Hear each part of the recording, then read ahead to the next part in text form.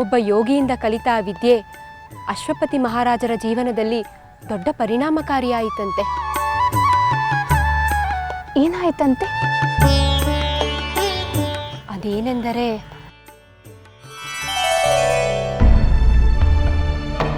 ಸ್ವಾಮಿ, ಇದೇನಿದು? ನಿಮ್ಮ ನಗುವಿಗೆ ಕಾರಣವೇನೆಂದು ಕೇಳಿದರೆ ಮಾತು ಮರೆತ ಮೂಕರಂತೆ ಮೌನಕ್ಕೆ ಶರಣಾಗಿ ಹೋದಿರಲ್ಲ. ದೇವಿ, ಮಾತಿನ ಅಗತ್ಯವಿಲ್ಲದಾಗ ಮೌನವೇ ಸೂಕ್ತ. ಪತ್ನಿಯ ಜೊತೆ ಏಕಾಂತದಲ್ಲಿರುವಾಗ ನೀವು ನಕ್ಕ ನಗುವಿಗೆ ಶೃಂಗಾರದ ಸ್ವಾರಸ್ಯವಲ್ಲದೆ ಬೇರೇನಿರಲು ಸಾಧ್ಯ? ನೀನು ಏನು ಬೇಕಾದರೂ ತಿಳಿದುಕೋ ದೇವಿ, ಆದರೆ ಮತ್ತೆ ಮತ್ತೆ ನನ್ನನ್ನು ಏಕೆ ಎಂದು ಕಾಡಬೇಡ. ಹಾಗಾದರೆ ಹೇಳುವುದಿಲ್ಲವೇ? ಎಷ್ಟು ಸಲ ಹೇಳಲಿ ದೇವಿ, ನೀನೆಷ್ಟೇ ಒತ್ತಾಯಿಸಿದರೂ ನಾನು ಹೇಳಲಾರೆ, ಹೇಳುವಂತಿಲ್ಲ. ಈ ವಿಷಯವನ್ನು ಇಲ್ಲಿಗೆ ಬಿಟ್ಟು ಬಿಡು. ನೀವು ಇಷ್ಟೊಂದು ಹಠ ಮಾಡುತ್ತಿರುವುದನ್ನು ನೋಡಿದರೆ ಅದೇನೆಂದು ನಾವು ಊಹೆ ಮಾಡಬಲ್ಲೆ. ಏನು ಬೇಕಾದರೂ ಊಹಿಸ್ಕೋ ದೇವಿ, ಆದರೆ ನನ್ನ ಪಾಡಿಗೆ ನನ್ನನ್ನು ಬಿಟ್ಟು ಬಿಡು. ನಿಮ್ಮ ಮನಸ್ಸಿನಲ್ಲಿ ವಂಚನೆ ಇಲ್ಲದಿದ್ದರೆ ಅದೇನೆಂದು ನೀವು ಹೇಳಬಹುದಿತ್ತು. ವಂಚನೆ? ಪತ್ನಿಯೊಡನೆ ಇರುವಾಗ ನೀವು ಇನ್ನೊಂದು ಹೆಣ್ಣಿನೊಂದಿಗೆ ನಡೆಸಿದ ರಾಸಲೀಲೆ ನೆನಪಾಗಿರುತ್ತದೆ, ಅದಕ್ಕೆ ನಕ್ಕಿರುತ್ತೀರಿ. ಅಂತಹ ಮಹಾಕಾರ್ಯವನ್ನು ಪತ್ನಿಯ ಎದುರು ಹೇಳುವ ಧೈರ್ಯ ಯಾವ ಪತಿಗಿದೆ? ದೇವಿ, ಎಂತಹ ಹೊಲಸು ಆಲೋಚನೆ ನಿನ್ನದು. ನಿಮ್ಮ ಹೊಲಸು ಕಾರ್ಯಗಳಿಗಿಂತ ನನ್ನ ಆಲೋಚನೆ ಹೊಲಸಲ್ಲ. ದೇವಿ, ನೀನು ನನ್ನ ಧರ್ಮಪತ್ನಿಯಾಗಿ ನನ್ನ ನಡವಳಿಕೆಯ ಬಗ್ಗೆ ನೀನು ಈ ರೀತಿ ಸಂದೇಹ ಪಡುವೆ ಎಂದು ನಾನು ಭಾವಿಸಿರಲಿಲ್ಲ. ಹಾಗಿದ್ದರೆ ನಿಜವನ್ನು ನುಡಿಯಲು ಅಡ್ಡಿ ಏನು? ನನ್ನನ್ನು ಸ್ವಲ್ಪ ಅರ್ಥ ಮಾಡಿಕೋ ದೇವಿ, ನಾನು ವಂಚಕನಲ್ಲ. ನಗುವಿನ ಕಾರಣ ಏನೆಂದು ನಾನು ಹೇಳಿದರೆ ನನಗೆ ಮರಣ ಸಂಭವಿಸುತ್ತದೆ. ನಾನು ನಂಬುವುದಿಲ್ಲ. ಸತ್ಯವನ್ನು ಮುಚ್ಚಿಡಲು ನೀವು ಇಂತಹ ಕುಂಟು ನೆಪಗಳನ್ನು ಹೇಳುತ್ತಿರುವರೆಂದು ನನಗೆ ಗೊತ್ತು. ಪತಿಯ ಮರಣಕ್ಕಿಂತ ನಿನ್ನ ಸಂದೇಹ ನಿವಾರಣೆಯೇ ಪ್ರಧಾನ ಎಂದು ಭಾವಿಸುತ್ತಿರುವ ನೀನು ಎಂತಹ ಪತಿವ್ರತೆಯೇ?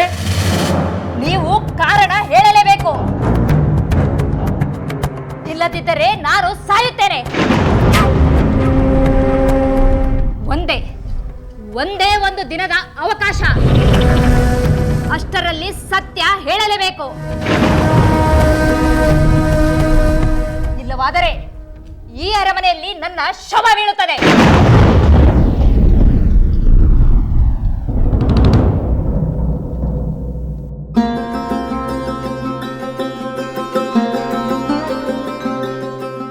ಕಾರಣವನ್ನು ಹೇಳಿದರೆ ತನ್ನ ಮರಣ ಸಂಭವಿಸುವುದೆಂದು ಅಶ್ವಪತಿ ಮಹಾರಾಜರು ಹೇಳಿದ ಮೇಲೂ ರಾಣಿಯರು ಇಷ್ಟು ಹಠ ಮಾಡುತ್ತಾರೆಯೇ?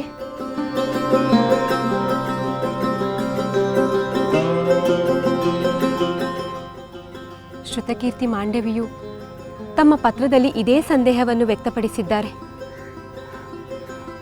ಪತಿ ಸತ್ತರೂ ಚಿಂತೆ ಇಲ್ಲ, ತನಗೆ ಸತ್ಯ ತಿಳಿದು ಬಿಡಬೇಕೆಂಬುದು ಸ್ತ್ರೀಯಾದವಳ ಲಕ್ಷಣವಲ್ಲ. ಮುಂದೇನಾಯ್ತು ಸೋದರಿ? ಮಹಾರಾಜರು ಕಾರಣವನ್ನು ಹೇಳಿದರೆ ಅಥವಾ ಮಹಾರಾಣಿಗೆ ಯಾರಾದರೂ ಹಠ ಮಾಡಬಾರದು ಎಂದು ಬುದ್ಧಿ ಹೇಳಿದರೆ ಏನಾಯಿತು? ಎರಡೂ ನಡೆಯಲಿಲ್ಲ. ಅಂದರೆ ಅಶ್ವಪತಿ ಮಹಾರಾಜರು ಗಹನವಾಗಿ ಚಿಂತೆ ಮಾಡಿ ಕಡೆಗೆ ತಮಗೆ ಆ ವಿದ್ಯೆಯನ್ನು ಹೇಳಿಕೊಟ್ಟ ಯೋಗಿಯ ಬಳಿ ಹೋದರಂತೆ. ಅಲ್ಲಿ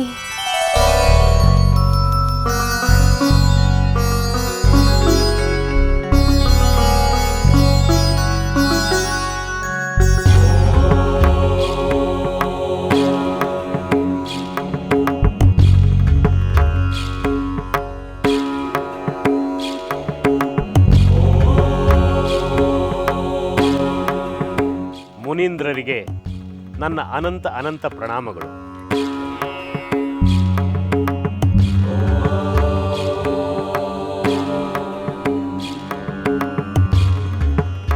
ಪೂಜ್ಯರೇ, ಪ್ರಾಣಿ ಪಕ್ಷಿಗಳ ಭಾಷೆಯನ್ನು ತಿಳಿಯುವ ವಿದ್ಯೆಯನ್ನು ತಮ್ಮಿಂದ ಕಲಿತು ನಾನು ಸಂತೋಷಪಟ್ಟಿದ್ದೆ.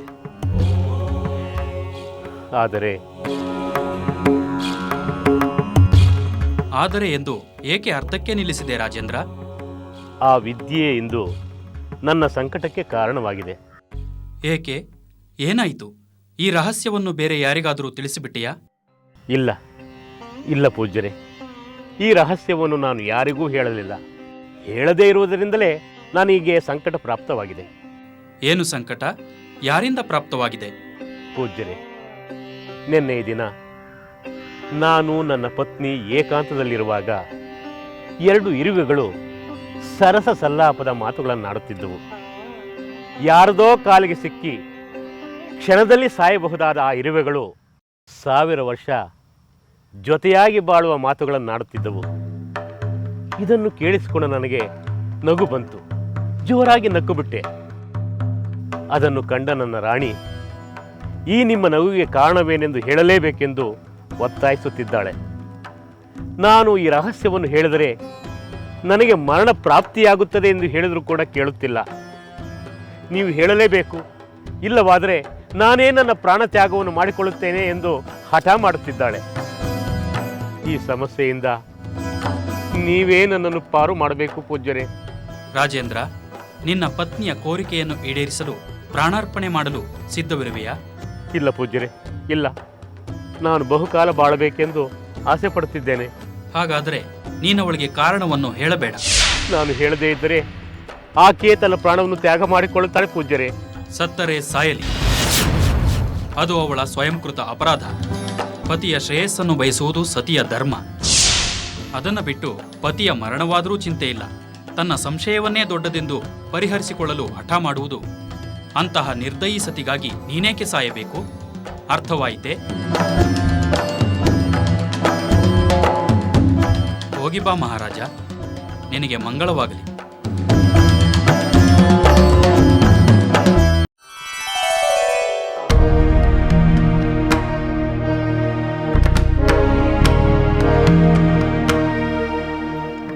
ಸ್ವಾಮಿ, ನಾನು ನಿಮಗೆ ಕೊಟ್ಟ ಸಮಯಾವಕಾಶ ಮುಗಿಯಿತು. ನಿಮ್ಮ ನಗುವಿಗೆ ಕಾರಣವೇನೆಂದು ಹೇಳುತ್ತೀರೋ ಅಥವಾ ನಾನು ಸಾಯಲೋ? ನೀನು ಏನೇ ಮಾಡಿದರೂ ನಾನು ಕಾರಣವನ್ನು ಹೇಳುವುದಿಲ್ಲ. ಹಾಗಾದ್ರೆ ಈ ಅರಮನೆಯಲ್ಲಿ ನನ್ನ ಶವ ಬೀಳುತ್ತದೆ. ನೀಚ ಹೆಣ್ಣೆ, ನಿನ್ನ ಪತಿಯ ಸಾವಿಗಿಂತ ನಿನ್ನ ಹಠವೇ ಹಿರಿದಾಯ್ತಲ್ಲವೇ? ನಿನ್ನಂತಹ ಹೃದಯಹೀನ ರಾಣಿ ನನಗೆ ಅವಶ್ಯಕತೆ ಇಲ್ಲ. ನನ್ನ ರಾಜ್ಯಕ್ಕೂ ಬೇಕಾಗಿಲ್ಲ. ತೊಲಗು, ತೊಲಗು ಇಲ್ಲಿಂದ.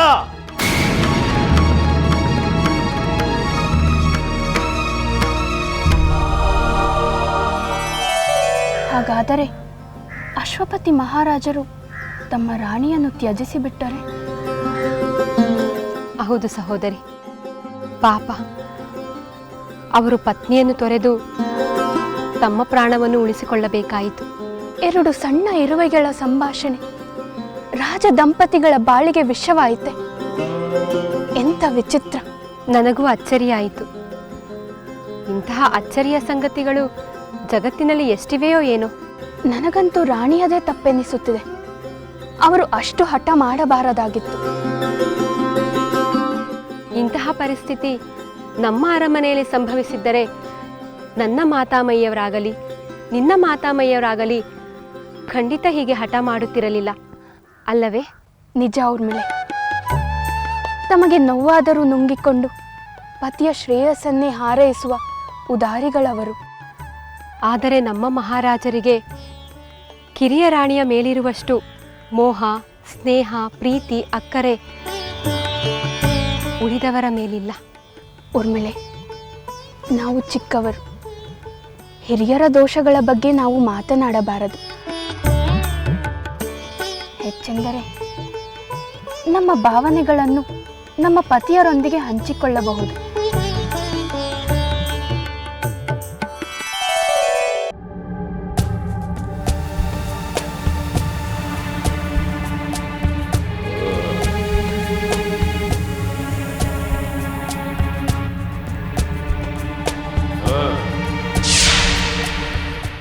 ಯಲೈಸುರಾಧಮ, ನಾನು ನಿನಗೆ ಒಂದು ಸದವಕಾಶವನ್ನು ಕೊಡುತ್ತೇನೆ. ಈ ಅವಕಾಶವನ್ನು ಉಪಯೋಗಿಸಿಕೊಂಡು ನೀನು ಕೀರ್ತಿಯನ್ನು ಪಡೆ. ರಾವಣನನ್ನು ಗೆದ್ದೆ ಎಂಬ ಕೀರ್ತಿಯನ್ನು ಪಡೆಯಲಾಗುವುದಿಲ್ಲ. ರಾವಣನ ಜೊತೆ ಯುದ್ಧ ಮಾಡಿದೆ ಎನ್ನುವ ಕೀರ್ತಿಯನ್ನು ಪಡೆ. ಎಲೈ ರಾವಣ, ನಿನ್ನೊಡನೆ ಯುದ್ಧವನ್ನು ಮಾಡಿ ಗೆದ್ದೆ ಎಂಬ ಕೀರ್ತಿಯನ್ನು ಪಡೆಯುತ್ತೇನೆ. ನನ್ನ ಶಸ್ತ್ರಾಸ್ತ್ರಗಳ ಪ್ರಯೋಗವನ್ನು ಎದುರಿಸು.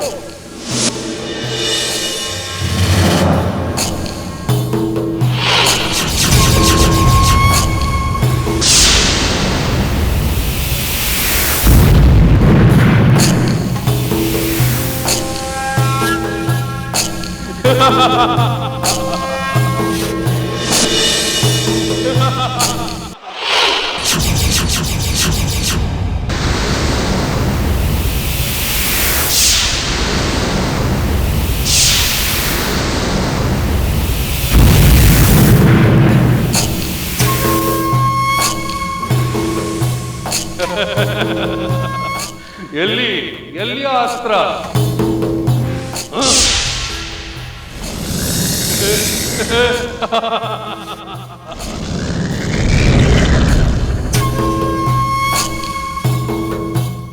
ಎಲ್ಲಿಗೆ ಹೋದ ಈ ಸುರಾಧಮ? ನನ್ನೊಡನೆ ಗೆದ್ದು ಕೀರ್ತಿಯನ್ನು ಪಡೆಯುವೆಯ? ಹೇಳಿ ಹೇಳಿ.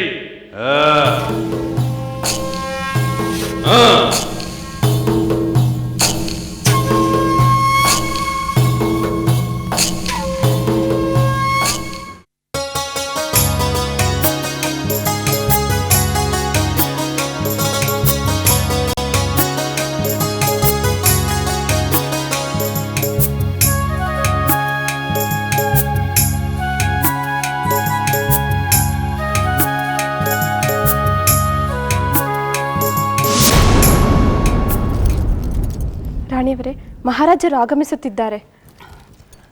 ನೀನು ಇದನ್ನು ತೆಗೆದುಕೊಂಡು ಹೋಗು.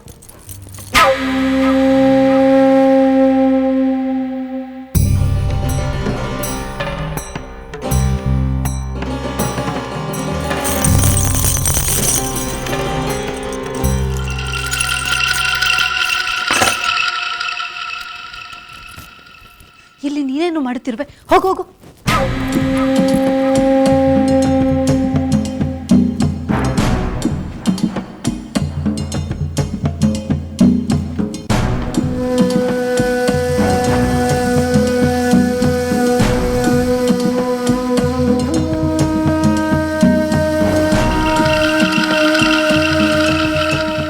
ದೇವಿ, ಕೈಕೇಯಿ,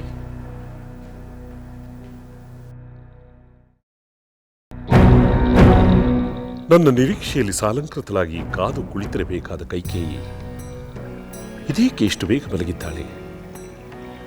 ಏನಾದರೂ ಅಸಮಾಧಾನವು? ಇವಳ ಕೋಪತಾಪಗಳು ನನಗೇನು ಹೊಸದೇನು? ಯಾವ ಮೃದು ಮಾತುಗಳನ್ನಾಡಿ ಇವಳ ಕೋಪವನ್ನು ಶಮನಗೊಳಿಸಬೇಕೆಂದು ನನಗೆ ಗೊತ್ತಿಲ್ಲವೇ?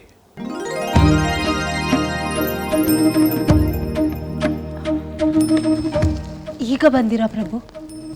ನನ್ನ ಅವಿನಯವನ್ನು ಮನ್ನಿಸಬೇಕು. ನಾನೆಲ್ಲೋ ಕಳೆದು ಹೋಗಿದ್ದೆ.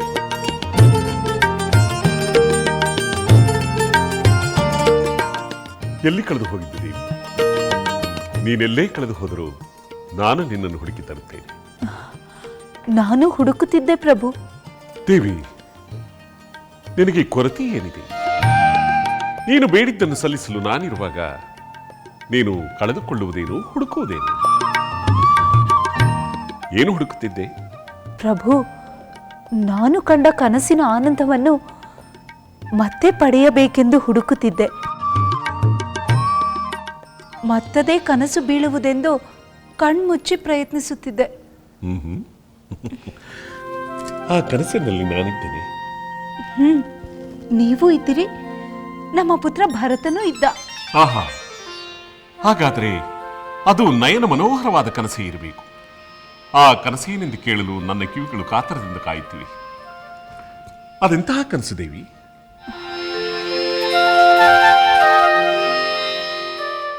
ಆ ಕನಸು ಈಗಲೂ ನನ್ನ ಕಣ್ಮುಂದೆ ನಡೆಯುತ್ತಿರುವಂತೆ ಭಾಸವಾಗುತ್ತಿದೆ. ನಿಮ್ಮ ಒಡ್ಡೊಲಗ ತುಂಬಿ ತುಳುಕುತ್ತಿತ್ತು, ವಿಶೇಷ ಅಲಂಕಾರದಿಂದ ಕಂಗೊಳಿಸುತ್ತಿತ್ತು. ನೀವು ನಿಮ್ಮ ಸಿಂಹಾಸನದ ಮೇಲೆ ಹೆಮ್ಮೆಯಿಂದ ಕುಳಿತುಕೊಂಡಿದ್ದೀರಿ. ಮಂತ್ರಿ ಸುಮಂತ್ರು, ರಾಜ ಪುರೋಹಿತರೆಲ್ಲರೂ ಸಂಭ್ರಮ ಪಡುತ್ತಿದ್ದರು. ನಿಮ್ಮ ಸಿಂಹಾಸನದ ಪಕ್ಕದಲ್ಲೇ ಮತ್ತೊಂದು ಸಿಂಹಾಸನ. ಮಂತ್ರ ಘೋಷಗಳ ನಡುವೆ ಕುಮಾರ ಮರಿ ಆನೆಯಂತೆ ನಿಧಾನವಾಗಿ ನಡೆದು ಬರುತ್ತಿದ್ದಾನೆ. ದೇವಿ, ಕುಮಾರನೆಂದರೆ ನಮ್ಮ ರಾಮಚಂದ್ರನಲ್ಲವೇ? ಅಲ್ಲ ಪ್ರಭು, ನನ್ನ ಕುಮಾರ, ನಮ್ಮಿಬ್ಬರ ಪ್ರೀತಿಯ ಪುತ್ರ ಭರತ.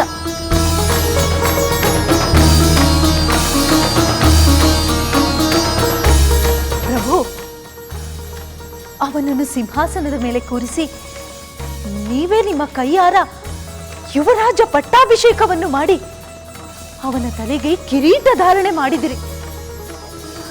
ಹೂ ಮಳೆಗರೆಯಿತು, ಜನರೆಲ್ಲ ಜಯಘೋಷ ಮಾಡಿದರು.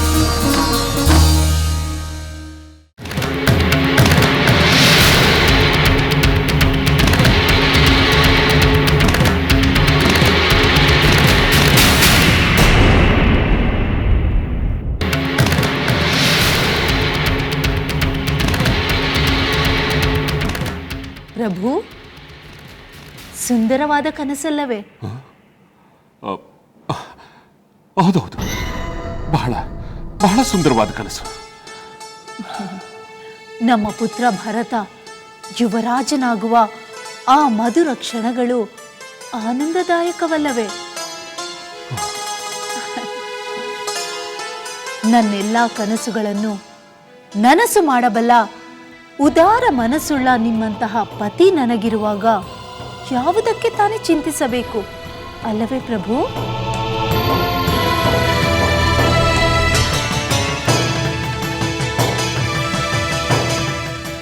ಪ್ರಭು, ಏಕೆ ಸುಮ್ಮನಾಗಿ ಬಿಟ್ಟಿರಿ? ಏನು ಮಾತನಾಡುತ್ತಿಲ್ಲವಲ್ಲ? ಓ, ಆ ಮಧುರ ಕ್ಷಣವನ್ನು ನೆನೆದು ನೀವು ನನ್ನಂತೆಯೇ ಆನಂದ ಪರವಶರಾಗಿ ಮಾತು ಮರೆತು ಬಿಟ್ಟಿರೋ? ಹೌದು ದೇವಿ, ಏನು ಮಾತನಾಡಬೇಕೆಂಬುದೇ ತೋಚುತ್ತಿಲ್ಲ.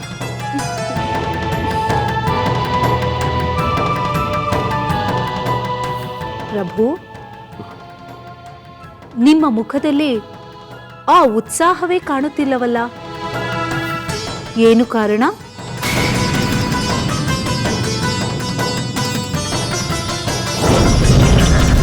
ಈ ಆಸೆ ಇವಳ ಮನಸ್ಸಿನಲ್ಲಿ ಏಕೆ ಬಂತು? ಕನಸಿನ ನೆಪದಲ್ಲಿ ತನ್ನ ಪುತ್ರ ಯುವರಾಜನಾಗಬೇಕೆಂದು ಹೇಳುತ್ತಿರುವ ಇವಳಿಗೆ ಯಾರು ಪ್ರೇರಣೆ ನೀಡಿದವರು? ಈ ಕಾರಣದಿಂದಲೇ ಇವಳು ತನ್ನ ಪುತ್ರ ಭರತನನ್ನ ಬೇಗ ಕರೆಸಬೇಕೆಂದು ಒತ್ತಾಯ ಮಾಡಿದಳೆ. ಪ್ರಭು, ಏನು ಯೋಚಿಸುತ್ತಿರುವಿರಿ? ಏನಿಲ್ಲ ದೇವಿ, ಏನಿಲ್ಲ. ಏನೋ ಇದೆ.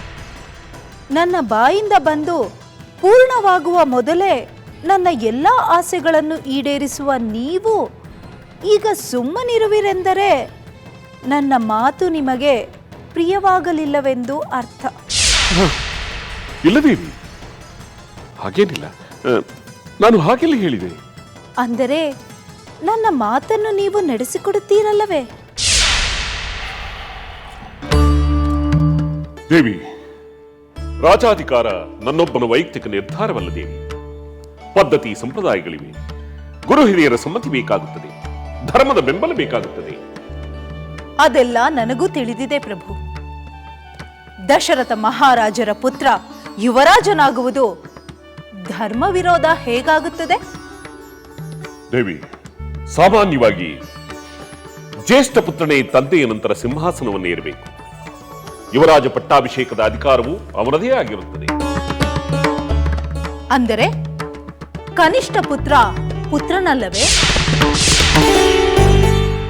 ಅಲ್ಲವೆಂದವರಾರಿ? ಭರತ ನಿಮ್ಮ ಪುತ್ರನೆನ್ನುವುದು ಧರ್ಮಸಮ್ಮತವಾದರೆ ಅವನು ಯುವರಾಜನಾಗುವುದು ಧರ್ಮಸಮ್ಮತವೇ. ಹಿರಿಯ ರಾಣಿ ಕೌಸಲ್ಯೆ ನಿಮ್ಮ ಧರ್ಮಪತ್ನಿಯಾದರೆ ಈ ಕಿರಿಯ ರಾಣಿ ಕೈಕೇಯಿಯು ನಿಮ್ಮ ಧರ್ಮಪತ್ನಿಯೇ. ಅಲ್ಲಿರುವ ಧರ್ಮ ಇಲ್ಲಿಲ್ಲವೇ? ದೇವಿ, ನಿನ್ನ ತರ್ಕವನ್ನು ನಾನು ಒಪ್ಪುತ್ತೇನೆ. ಮಹಾಪ್ರಭು, ನಿಮ್ಮೊಂದಿಗೆ ತರ್ಕ ಮಾಡಿ ನಿಮ್ಮ ಮೆಚ್ಚುಗೆಯನ್ನು ಪಡೆಯಬೇಕೆಂದು ನಾನು ಈ ಮಾತುಗಳನ್ನು ಹೇಳುತ್ತಿಲ್ಲ. ನನ್ನ ಕನಸು ನನಸಾಗಬೇಕೆಂಬ ಪ್ರಬಲವಾದ ಆಕಾಂಕ್ಷೆಯಿಂದ ಹೇಳುತ್ತಿದ್ದೇನೆ. ಇವಳು ಕೆರಳಿದರೆ ನನ್ನ ನೆಮ್ಮದಿಯನ್ನೇ ಹಾಳು ಮಾಡಿಬಿಡುತ್ತಾಳೆ. ಈಗ ಉಪಾಯವಾಗಿ ಇವಳನ್ನು ಸುಮ್ಮನಿರಿಸಬೇಕು. ಪ್ರಭು, ನನ್ನ ಮಾತು ಕೇಳಿಸಿತೆ? ಕೇಳಿಸುತ್ತಿದೆ ದೇವಿ, ಚಿಂತಿಸಬೇಡ. ಅದಕ್ಕೀಗಲೇ ಏನು ಅವಸರ? ಸಂದರ್ಭ ಬಂದಾಗ ನಾನೇ ನಿನ್ನ ಕನಸನ್ನು ನನಸಾಗಿಸುತ್ತೇನೆ. ನಿಜವಾಗಿಯೂ? ಖಂಡಿತವಾಗಿ. ಇಷ್ಟು ಭರವಸೆ ಸಾಕು ಪ್ರಭು. ನನಗೆ ನಿಮ್ಮ ಮೇಲೆ ನಂಬಿಕೆ ಇದೆ. ಅಬ್ಬಾ, ಅಂತೂ ನನ್ನ ದೇವಿ ಪ್ರಸನ್ನಳಾದಳು. ನಾನು ಕೋಪಿಸಿಕೊಂಡೆನೆಂದು ಭಾವಿಸಿದಿರಾ ಪ್ರಭು?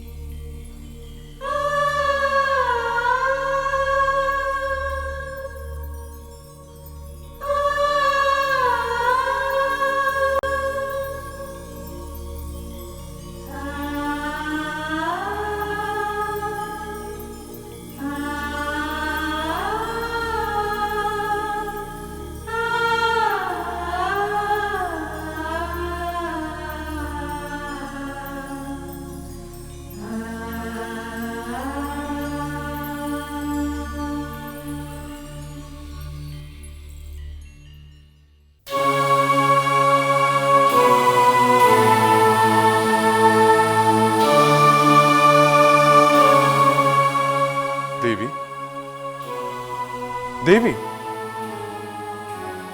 ಸೀತೆ,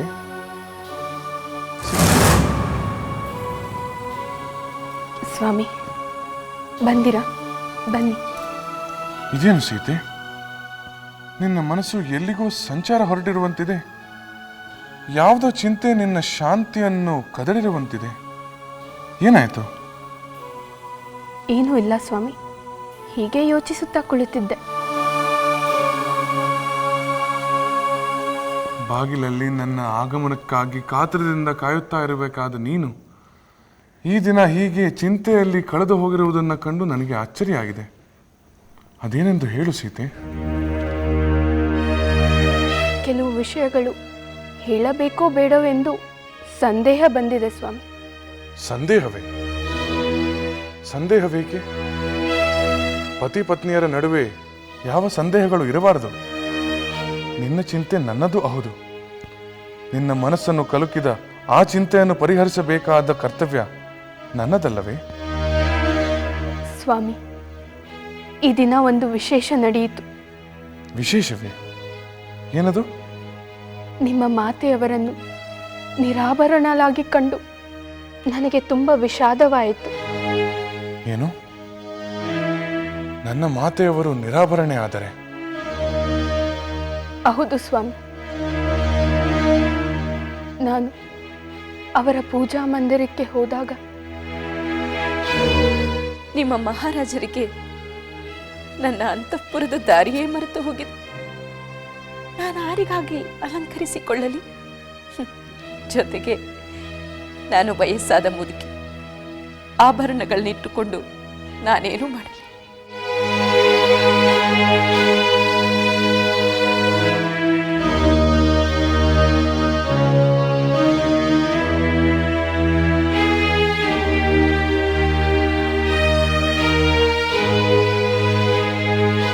ನಾನು ಹೇಳಿದ ಮಾತುಗಳನ್ನು ಕೇಳಿ ನಿಮಗೆ ಬೇಸರವಾಯಿತೆ ಸ್ವಾಮಿ? ನಿನ್ನ ಮೇಲೆ ಬೇಸರವಿಲ್ಲ ಸೀತೆ. ವಾತ್ಸಲ್ಯ ಮೂರ್ತಿಯಾದ ನನ್ನ ಮಾತೆಯವರ ಮೇಲೆ ನನಗೆ ಅನುಕಂಪವಿದೆ. ಮಹಾರಾಣಿಯಾದವರು ಹೀಗೆ ವಿರಾಗಿಣಿಯಂತೆ ಬಾಳುವುದು ತರವೇ ಸ್ವಾಮಿ?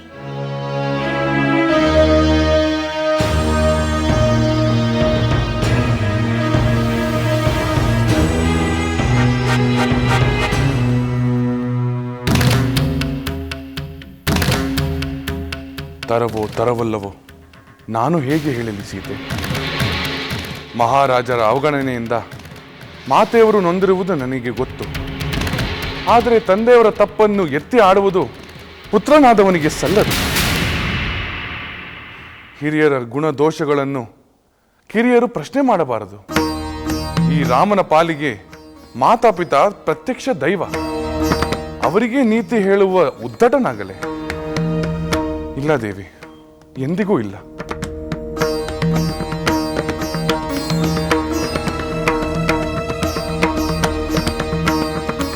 ಆದರೆ ಮಹಾರಾಣಿಯವರು ಹೀಗೆ ವಿಷಾದದ ಗೂಡಿನಲ್ಲೇ ದಿನ ದೂಡಬೇಕೆ? ವಿಷಾದವೇ?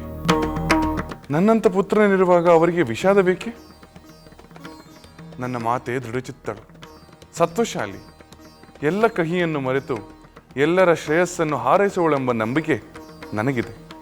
ಆದರೂ ಮಹಾರಾಣಿಯವರು ಮಹಾರಾಜರನ್ನು ನಿಂದಿಸಲಿಲ್ಲ, ಗೌರವದಿಂದಲೇ ಮಾತನಾಡಿದರು. ಮಹಾರಾಜ ಸತ್ಯ ಹರಿಶ್ಚಂದ್ರರ ರಾಣಿ ಚಂದ್ರಮತಿಯಂತೆ ನನ್ನ ಮಾತೆಯೂ ಕೂಡ ತನ್ನ ಸತಿ ಧರ್ಮವನ್ನು ಎಂದಿಗೂ ಮರೆಯುವುದಿಲ್ಲ. ಸತ್ಯ ಹರಿಶ್ಚಂದ್ರ ಮಹಾರಾಜರು ಮತ್ತು ಮಹಾಪತಿವ್ರತೆಯಾದ ಚಂದ್ರಮತಿ ದೇವಿಯ ಕಥೆಯನ್ನು ಕೇಳಲು ನನ್ನ ಮನಸ್ಸು ಕಾತಿರಿಸುತ್ತಿದೆ. ಅಂತ ಪುಣ್ಯಾತ್ಮರ ಬದುಕಿನ ಆದರ್ಶ ನಮಗೂ ದಾರಿದೀಪವಾಗಲಿ. ಹೌದು ದೇವಿ, ಅಂತಹ ಮಹಾತ್ಮರ ಕಥೆಯನ್ನು ಕೇಳುವುದೇ ಪುಣ್ಯಕನ. ವಿಪರ್ಯಾಸವೆಂದರೆ ವಿಶ್ವಾಮಿತ್ರ ಮುನಿಗಳು ಯಾರಿಗಾಗಿ ಪ್ರತಿಸ್ವರ್ಗವನ್ನೇ ನಿರ್ಮಿಸಿಕೊಟ್ಟರೋ ಅದೇ ತ್ರಿಶಂಕು ಮಹಾರಾಜರ ಪುತ್ರ ಹರಿಶ್ಚಂದ್ರ ಮಹಾರಾಜರಿಂದ ಸ್ವರ್ಗ ಸದೃಶ್ಯವಾದ ಕೋಸಲ ದೇಶವನ್ನೇ ದಾನವಾಗಿ ಪಡೆದು ಬಿಟ್ಟರು. ಹೌದೇ? ಭೋಗಭಾಗ್ಯಗಳಿಂದ ವರ್ಜಿತರಾದ ವಿಶ್ವಾಮಿತ್ರ ಮುನಿಗಳಿಗೆ ರಾಜ್ಯವನ್ನೇ ಏಕೆ ದಾನವಾಗಿ ಪಡೆದರು? ರಾಜಭೋಗಗಳು ಹಿರಿದೋ ಸತ್ಯ ಪಾಲನೆ ಹಿರಿದೋ ಎಂಬುದನ್ನು ನಿರೂಪಿಸುವ ಅದೊಂದು ಅಗ್ನಿ ಪರೀಕ್ಷೆ ದೇವಿ. ಅದನ್ನು ಪರೀಕ್ಷಿಸಲೆಂದೇ ವಿಶ್ವಾಮಿತ್ರ ಮುನಿಗಳು ಒಂದು ದಿನ ಹರಿಶ್ಚಂದ್ರ ಮಹಾರಾಜರ ಆಸ್ಥಾನಕ್ಕೆ ಆಗಮಿಸಿದರು.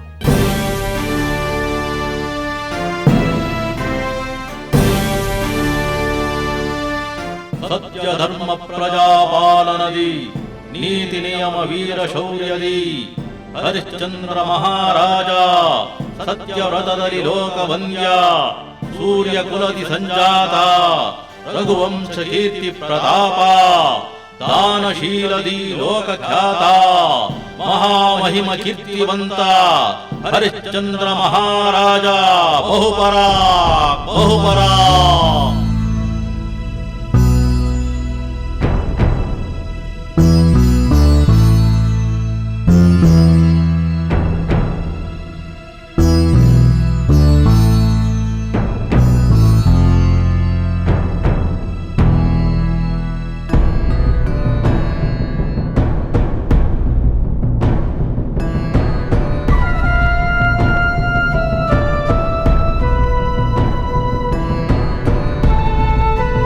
ಮಹಾಮಂತ್ರಿಗಳೇ,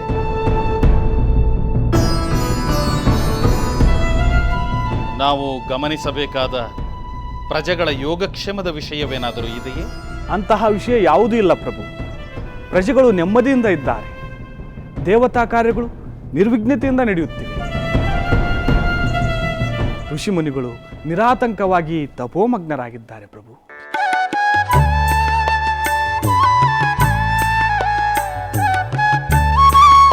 ದಯಾಮಯನಾದ ಆ ಪರಮೇಶ್ವರನು ನನ್ನ ಸಾಮ್ರಾಜ್ಯವನ್ನು ಸದಾ ಕಾಲವೂ ರಕ್ಷಿಸಲಿ ಎಂದು ಪ್ರಾರ್ಥಿಸಿಕೊಳ್ಳುತ್ತೇನೆ.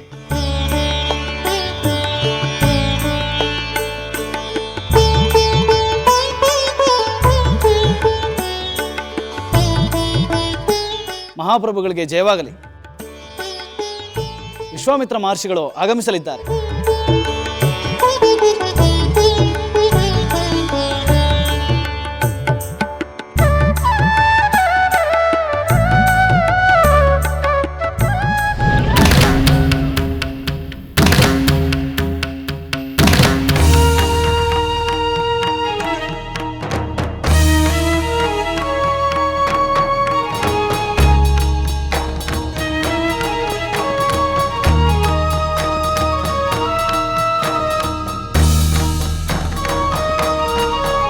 ಪರಮ ಪೂಜ್ಯರಾದ ವಿಶ್ವಾಮಿತ್ರ ಮಹರ್ಷಿಗಳೇ, ತಮಗೆ ಸ್ವಾಗತ, ಸುಸ್ವಾಗತ.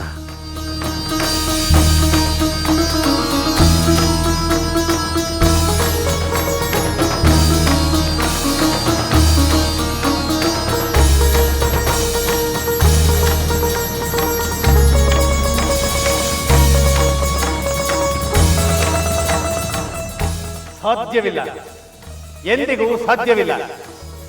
ಕಷ್ಟದಲ್ಲಿಯೇ ಆಗಲಿ ಸುಖದಲ್ಲಿಯೇ ಆಗಲಿ ಹರಿಶ್ಚಂದ್ರ ಭೂಪಾಲನು ಸತ್ಯವನ್ನು ಮೀರಿ ನಡೆಯಲಾರ. ಆಲೋಚನೆಯಲ್ಲಾಗಲಿ ಕ್ರಿಯೆಯಲ್ಲಾಗಲಿ ಸತ್ಯದ ಗೆರೆಯನ್ನು ದಾಟಲಾರ. ಹಾಸ್ಯಕ್ಕಾದರೂ ಹರಿಶ್ಚಂದ್ರ ಮಹಾರಾಜ ಸತ್ಯಕ್ಕೆ ತಪ್ಪಿ ನಡೆಯುವುದಿಲ್ಲ. ಇಡೀ ಬ್ರಹ್ಮಾಂಡವೇ ತಲೆ ಕೆಳಗಾಗಬಹುದು. ಸೂರ್ಯ ಚಂದ್ರರು ತಮ್ಮ ಚಲನೆಯನ್ನೇ ಮರೆಯಬಹುದು. ಸಪ್ತ ಸಾಗರಗಳು ಉಕ್ಕಿ ಹರಿದು ಅಲ್ಲೋಲ ಕಲ್ಲೋಲವಾಗಬಹುದು. ಆದರೆ ಸತ್ಯವಂತನಾದ ಹರಿಶ್ಚಂದ್ರ ಮಹಾರಾಜ ಎಂದಿಗೂ ಸತ್ಯವನ್ನು ಬಿಟ್ಟು ನಡೆಯಲಾರ, ಸತ್ಯಕ್ಕೆ ತಪ್ಪಿ ನಡೆಯಲಾರ. ತಪ್ಪಿಸುತ್ತೇನೆ ವಸಿಷ್ಠರೇ, ತಪ್ಪಿಸುತ್ತೇನೆ. ಅಂದು ಇಂದ್ರನ ಸಭೆಯಲ್ಲಿ ನೀವಾಡಿದ ಮಾತುಗಳು ಇನ್ನೂ ನನ್ನ ಕಿವಿಗಳಲ್ಲಿ ಅಪ್ಪಳಿಸುತ್ತಿವೆ. ಈ ವಿಶ್ವಾಮಿತ್ರನ ಪ್ರಚಂಡವಾದ ತಪಶ್ಶಕ್ತಿ ಇಡೀ ಬ್ರಹ್ಮಾಂಡವನ್ನೇ ಬುಡಮೇಲು ಮಾಡುವುದೆಂದು ತೋರಿಸಿಕೊಡುತ್ತೇನೆ. ತ್ರಿಶಂಕು ಮಹಾರಾಜನಿಗೆ ಪ್ರತಿಸ್ವರ್ಗವನ್ನೇ ಸೃಷ್ಟಿಸಿದ ಈ ವಿಶ್ವಾಮಿತ್ರನಿಗೆ ಅಸಾಧ್ಯವೆಂಬುದು ಯಾವುದೂ ಇಲ್ಲ.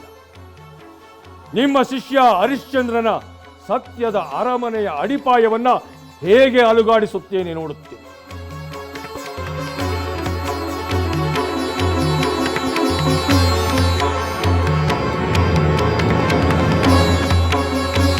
ಮಹಾರಾಜನಿಗೆ ಪ್ರತಿಸ್ವರ್ಗವನ್ನೇ ಸೃಷ್ಟಿಸಿದ ಈ ವಿಶ್ವಾಮಿತ್ರನಿಗೆ ಅಸಾಧ್ಯವೆಂಬುದು ಯಾವುದೂ ಇಲ್ಲ. ನಿಮ್ಮ ಶಿಷ್ಯ ಹರಿಶ್ಚಂದ್ರನ ಸತ್ಯದ ಅರಮನೆಯ ಅಡಿಪಾಯವನ್ನ ಹೇಗೆ ಅಲುಗಾಡಿಸುತ್ತೇನೆ ನೋಡುತ್ತೇನೆ.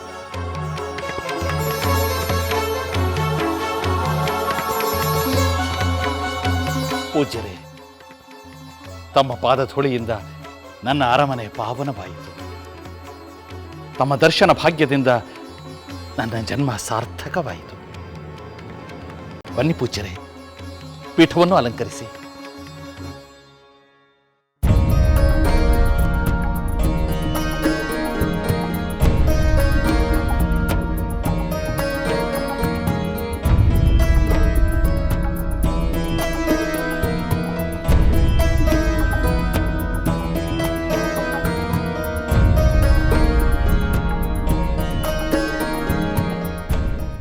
ನಿನ್ನ ಸೌಜನ್ಯ ಸದ್ಭಾವನೆಗಳು ನಮ್ಮ ಮನಸ್ಸಿಗೆ ಆನಂದವನ್ನುಂಟು ಮಾಡಿದೆ ಮಹಾರಾಜ.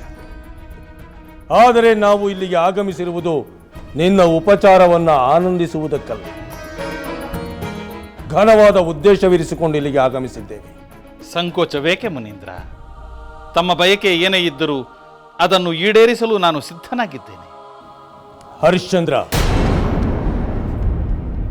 ಅಲ್ಪಕ್ಕಾಗಿ ಹಂಬಲಿಸುವ ಬಡಜೋಗಿ ನಾನಲ್ಲ. ಒಂದು ಮಹಾದಾನವನ್ನು ಬೇಡಲು ಬಂದಿದ್ದೇನೆ.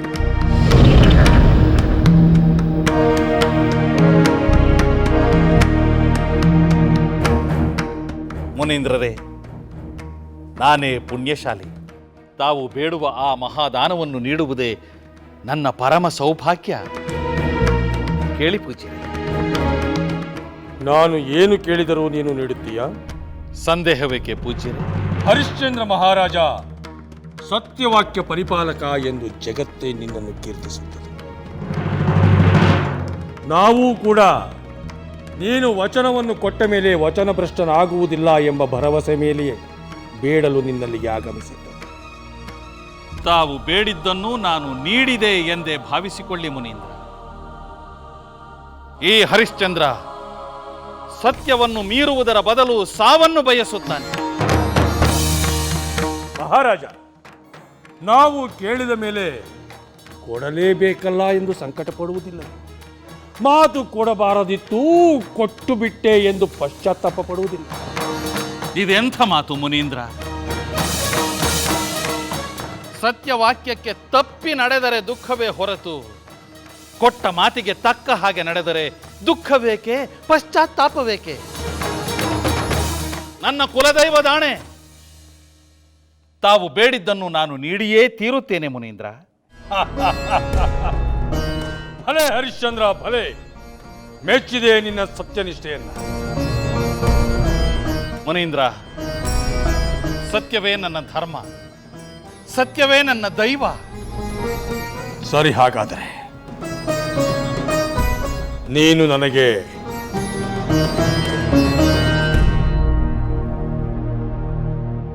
ಸ್ವಾಮಿ, ಹರಿಶ್ಚಂದ್ರ ಮಹಾರಾಜರು ಎಷ್ಟು ಅಮಾಯಕರಲ್ಲವೇ? ಏಕೆ ದೇವಿ? ವಿಶ್ವಾಮಿತ್ರ ಮುನಿಗಳು ಏನು ಕೇಳುವರೆಂದು ತಿಳಿಯದೆ ಮೊದಲೇ ಮಾತು ಕೊಡುವುದು ಸರಿಯೇ? ಸತ್ಯವಂತರಾದವರಲ್ಲಿ ಸತ್ವಗುಣವೂ ಇರುತ್ತದೆ ದೇವಿ. ಹಾಗಾದರೆ ಮುಂದೇನಾಯಿತು ಸ್ವಾಮಿ?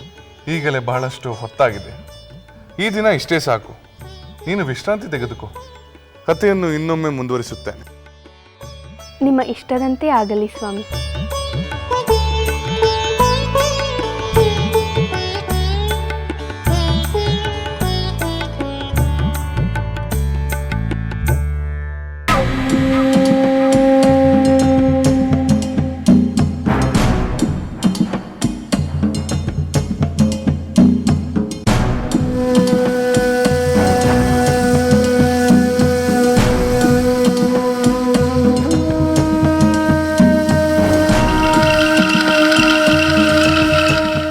ಹಣ್ಣುಗಳನ್ನು ಎಲ್ಲಿಂದ ತಂದೆ? ವರ್ತಕನೊಬ್ಬ ಇದೇ ದಿನ ತಂದುಕೊಟ್ಟ. ಈ ಸ್ವಾದಿಷ್ಟಕರವಾದ ಹಣ್ಣುಗಳನ್ನು ಮೊದಲು ತಮಗೆ ಕೊಡಬೇಕೆಂದು ತಂದಿರುವೆ ಮಹಾರಾಣಿಯವರೇ. ಭಲೆ. ಈ ಅರಮನೆಯಲ್ಲಿ ಎಲ್ಲ ಸಂದರ್ಭಗಳಲ್ಲೂ ಎಲ್ಲ ವಿಷಯಗಳಲ್ಲೂ ನನ್ನ ಸ್ಥಾನವೇ ಮೊದಲಿರಬೇಕೆಂದು ಬಹಳ ಚೆನ್ನಾಗಿ ಅರ್ಥ ಮಾಡಿಕೊಂಡಿದ್ದೀಯ. ಇಷ್ಟು ವರ್ಷ ತಮ್ಮ ಸೇವೆ ಮಾಡಿದ ಮೇಲೂ ಅಷ್ಟು ಅರ್ಥವಾಗುವುದಿಲ್ಲವೇ ಮಹಾರಾಣಿಯವರೇ?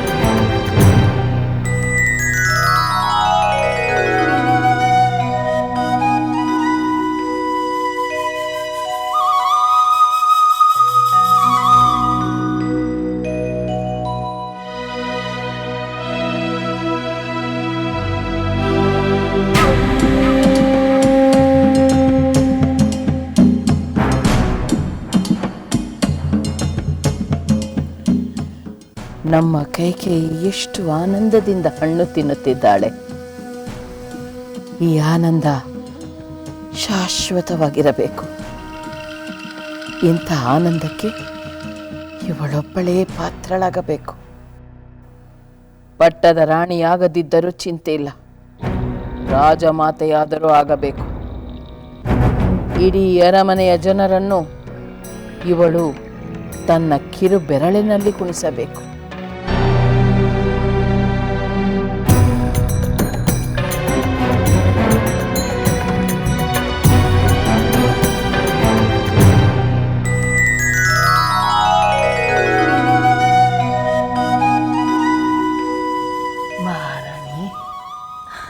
ಯಾವಾಗ ಬಂದೆ ಮಂತರೆ? ಈಗ ತಾನೇ ಬಂದೆ ಮಹಾರಾಣಿ.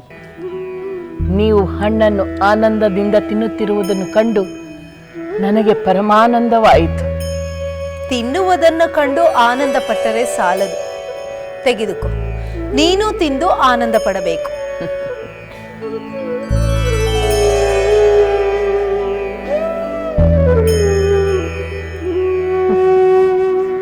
ನೀವು ತಿಂದರೆ ನಾನು ತಿಂದಂತೆ, ನೀವು ಆನಂದ ಪಟ್ಟರೆ ನಾನು ಆನಂದ ಪಟ್ಟಂತೆ.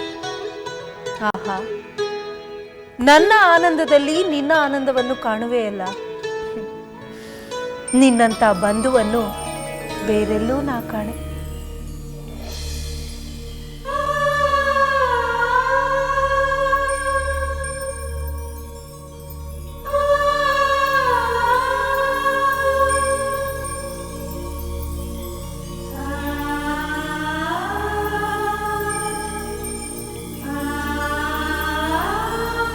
ಸೀತೆ,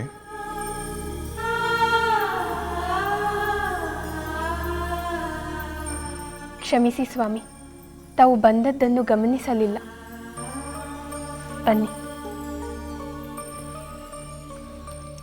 ಸೀತೆ, ನಾನು ಬಂದರೂ ಗಮನಿಸದೇ ಇರುವಷ್ಟು ಯಾವ ಆಲೋಚನೆಯಲ್ಲಿ ಮುಳುಗಿದ್ದೆ? ದಾಂಪತ್ಯ ಅನುಕೂಲಕರವಾಗಿ ಇಲ್ಲದಿದ್ದರೆ ಎಂಥ ಕೆಟ್ಟ ಪರಿಣಾಮಗಳಾಗಬಹುದು ಎಂದು ಯೋಚಿಸುತ್ತಿದ್ದೇನೆ. ಯಾರ್ದೋ ವಿಷಯ ನಿನ್ನ ಮನಸ್ಸಿನಲ್ಲಿ ಇದ್ದಂತೆ ಕಾಣುತ್ತಿದೆ. ಅಶ್ವಪತಿ ಮಹಾರಾಜರ ವಿಷಯ. ಸ್ವಾಮಿ, ನಾನು ನಿಮಗೆ ಕೊಟ್ಟ ಸಮಯಾವಕಾಶ ಮುಗಿಯಿತು. ನಿಮ್ಮ ನಗುವಿಗೆ ಕಾರಣವೇನೆಂದು ಹೇಳುತ್ತೀರೋ ಅಥವಾ ನಾನು ಸಾಯಲೋ? ನೀನು ಏನೇ ಮಾಡಿದರೂ ನಾನು ಕಾರಣವನ್ನು ಹೇಳುವುದಿಲ್ಲ. ಹಾಗಾದ್ರೆ ಈ ಅರಮನೆಯಲ್ಲಿ ನನ್ನ ಶವ ಬೀಳುತ್ತದೆ. ನೀಚ ಹೆಣ್ಣೆ, ನಿನ್ನ ಪತಿಯ ಸಾವಿಗಿಂತ ನಿನ್ನ ಹಠವೇ ಹಿರಿದಾಯ್ತಲ್ಲವೇ? ನಿನ್ನಂತಹ ಹೃದಯಹೀನ ರಾಣಿ ನನಗೆ ಅವಶ್ಯಕತೆ ಇಲ್ಲ. ನನ್ನ ರಾಜ್ಯಕ್ಕೂ ಬೇಕಾಗಿಲ್ಲ. ತೊಲಗು ತೊಲಗು ಇಲ್ಲಿಂದ.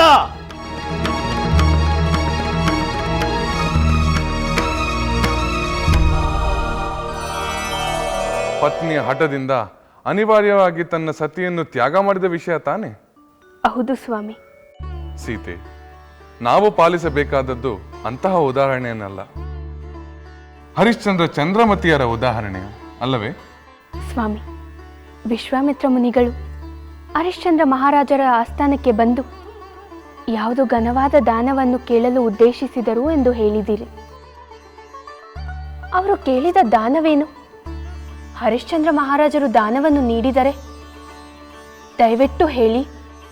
ಹೇಳುತ್ತೇನೆ ದೇವಿ.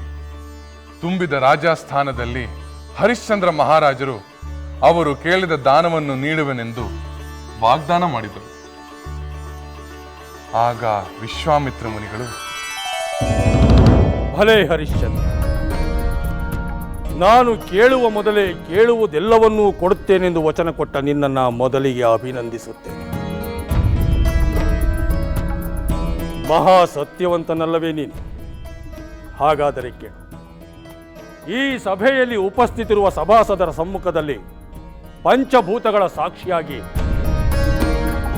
ನಾನು ಬೇಡುವ ದಾನವನ್ನು ನೀಡಿ ನೀನು ನಿನ್ನ ಸತ್ಯವನ್ನ ಸಾರ್ಥಕಪಡಿಸಿಕೊಳ್ಳಬೇಕು. ಸಾಕ್ಷಾತ್ ವಿಶ್ವಕರ್ಮನಿಂದಲೇ ನಿರ್ಮಿತವಾದ ಇಂದ್ರನ ಅಮರಾವತಿಗಿಂತಲೂ ಮಿಗಿಲಾದ ನಿನ್ನ ಅಯೋಧ್ಯ ನಗರಿಯ ಸಹಿತ ನಿನ್ನ ಸಮಸ್ತ ಕೋಸಲ ರಾಜ್ಯ,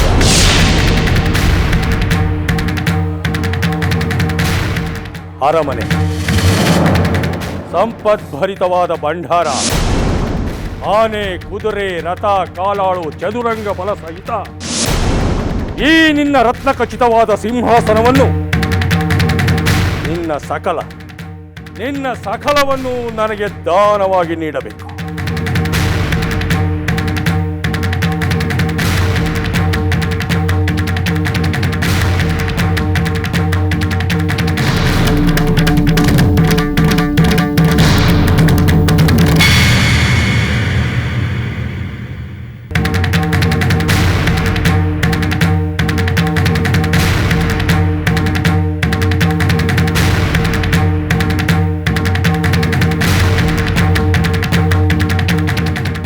ನಿನಗೆ ಒಪ್ಪಿಗೆಯೇ ಅಥವಾ ದಾನವನ್ನರಿಯದೆ ಮಾತು ಕೊಟ್ಟು ಕೆಟ್ಟನೆಂದು ಪಶ್ಚಾತ್ತಾಪವೇ? ಏಕೆ ಮುನೇಂದ್ರ ಹಾಗೇಕೆ ನುಡಿಯುತ್ತಿರುವಿರಿ?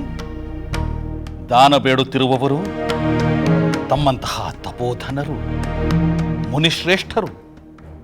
ತಮ್ಮಂತಹವರಿಗೆ ದಾನ ನೀಡುವುದು ಅತ್ಯಂತ ಪವಿತ್ರವಾದ ಕಾರ್ಯ. ನನ್ನ ಸತ್ಯವಾಕ್ಯಕ್ಕಿಂತ ಈ ರಾಜ್ಯ ಕೋಶಗಳು ದೊಡ್ಡವೇ? ಖಂಡಿತ ಇಲ್ಲ ಮುನೇಂದ್ರ. ಲೌಕಿಕ ಭೋಗ ಭಾಗ್ಯಗಳು ನಶ್ವರ ಎಂಬರಿವು ನನ್ನಲ್ಲಿದೆ. ಶಾಶ್ವತವಾದ ಸತ್ಯವೇ ಪರಮಶ್ರೇಷ್ಠ. ಹಾಗಾದರೆ ನೀನು ದಾನ ಕೊಡಲು ಸಿದ್ಧನಿರುವೆಯಾ? ಸಿದ್ಧವೇನು ಬಂತು ಮುನೇಂದ್ರ. ತಾವು ಬೇಡಿದ್ದನ್ನು ನಾನೀಗಾಗಲೇ ನೀಡಿದ್ದಾಯಿತು. ಈಗ ಇದೆಲ್ಲವೂ ತಮ್ಮದೇ. ಬರೀ ಮಾತಿನಲ್ಲಿ ಕೊಟ್ಟೆ ಎಂದರೆ ಮುಗಿದು ಹೋಯಿತೆ ಹರಿಶ್ಚಂದ್ರ. ಮುನೇಂದ್ರ, ಈ ಹರಿಶ್ಚಂದ್ರನ ಮಾತಿನಲ್ಲಿ ತಮಗೆ ನಂಬಿಕೆ ಇಲ್ಲವೇ? ಮಾತಿನ ನಂಬಿಕೆ ಕಾರ್ಯರೂಪದಲ್ಲಿ ದೃಢವಾಗಬೇಕು. ನಾನೇನು ಮಾಡಬೇಕೆಂದು ಹೇಳಿ. ಬರೀ ಬಾಯಿ ಮಾತಿನಲ್ಲಿ ಕೊಟ್ಟ ದಾನ ಎಂದು ಅಧಿಕೃತವಾಗುವುದಿಲ್ಲ ಮಹಾರಾಜ. ವಿಧಿಬದ್ಧವಾಗಿ ನಿನ್ನ ಸಮಸ್ತ ರಾಜ್ಯಕೋಶಗಳನ್ನು ದಾರೆ ಎರೆದು ಕೊಟ್ಟಾಗ ಮಾತ್ರ ಮಾನ್ಯವಾಗುತ್ತದೆ. ಹಾಗೆಯೇ ಆಗಲಿ. ರಾಜಪುರೋಹಿತರೇ, ದಯಮಾಡಿ ಅರ್ಘ್ಯ ಪಾತ್ರೆಯಲ್ಲಿ ದಿವ್ಯ ಜಲವನ್ನು ತರಿಸಿ ಈ ಮಹಾತ್ಮರ ಬಯಕೆಯನ್ನು ಈಗಲೇ ಸಲ್ಲಿಸೋಣ.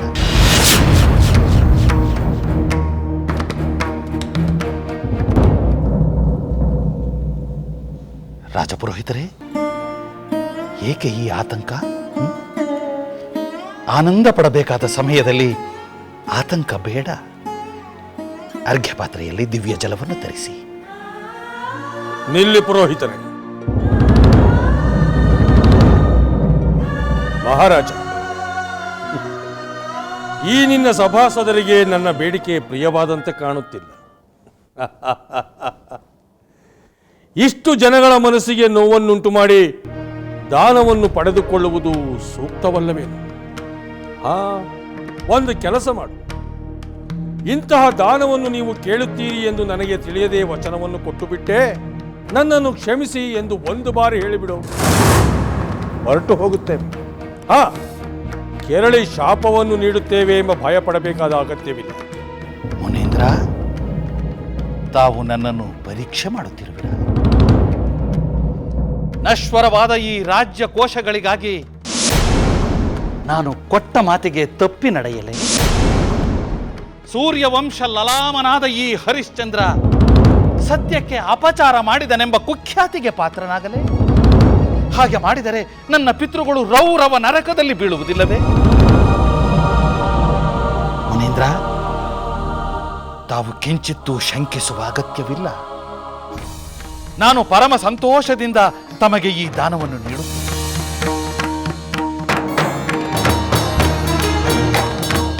ರಾಜಪುರೋಹಿತರೇ, ಅರ್ಘ್ಯ ಪಾತ್ರೆಯಲ್ಲಿ ದಿವ್ಯ ಜಲವನ್ನು ತನ್ನಿ ಎಂದು ಹೇಳಿದೆನಲ್ಲ.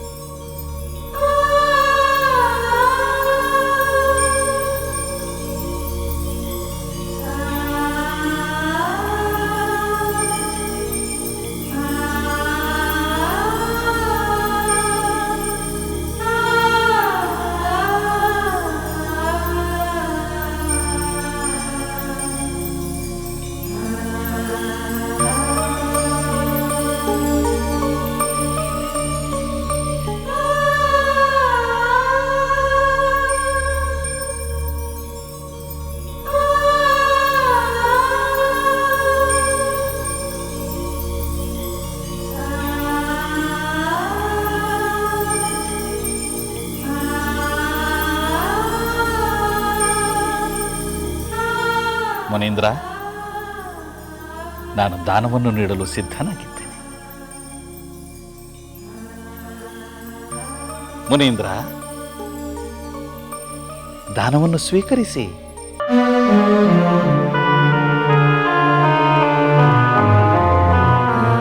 ರಾಜಪುರೋಹಿತರೇ,